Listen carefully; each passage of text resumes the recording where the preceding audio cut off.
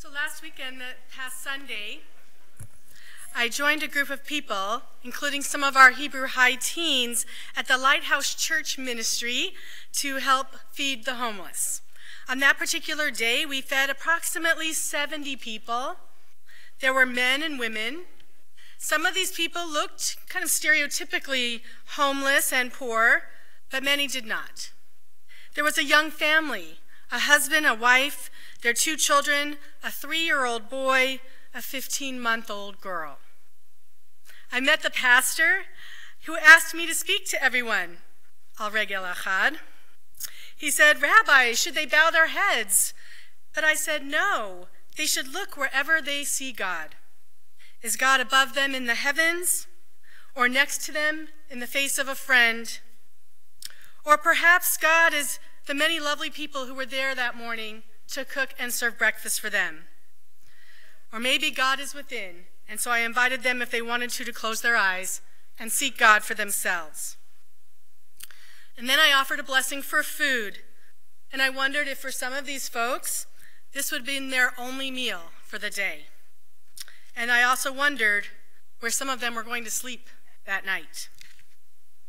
I went from there to Beth and Arvin Catlin's home, where there was a meeting going on regarding our refugee crisis and how we were going to help those who come to Orange County. What good and important work our members are doing. When I went home, I said to Alan, "We're so fortunate we live in a mansion." Well, it isn't really a mansion as some of us would imagine it, but I am guessing that to the people we served at Lighthouse, that is how they would have perceived it. Participating in these events is not just a moment of perspective, although gaining perspective is always a worthwhile endeavor. It is, in my mind, exactly what the Torah is all about. Living a holy life means, first and foremost, making sure everyone has food to eat and a place to sleep. To be holy is to be giving, unselfish, caring, loving, and generous. The Torah tells us in Leviticus 19 that we have to leave the corners of our fields unharvested for the poor in our community to come and glean for themselves and for their families. Since none of us have fields, we must provide food through donations to our own social action committee or to Second Harvest Food Bank in Orange County, or maybe to Mazon, the international organization providing food to the poor all over the world. Leviticus 19 tells us that we are to be holy because God is holy. To be holy is to be God-like. It is a curious statement, don't you think? Because God is sometimes portrayed in the Bible as angry and irrational. Sometimes God threatens to destroy the Israelites when they behave badly. Is God unholy in those moments? Perhaps it is holy to occasionally mess up and then to correct yourself. It is certainly holy to say you're sorry. We have an entire holy season devoted to repentance. It is a holy act to learn from your mistakes. It is said that one of our great Talmudic sages, Reish Lakish, was lawless, a crook, but he learned and he turned his life around to become one of our greatest teachers. Holiness is about recognizing that none of us is perfect, not even God. And yet God endures and we endure. We overcome, we strive to do what's right. Improving ourselves and being our best selves is holy work. The Ramban teaches that refraining from that which is forbidden is not what brings us holiness. It's easier to say no to something we're not supposed to have in the first place, like shrimp or cheeseburgers.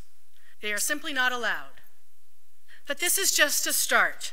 For Ramban, it is much more important how we approach that which is permitted. We are permitted to eat and have food, but to be gluttonous, even if it is all kosher, that is not holy.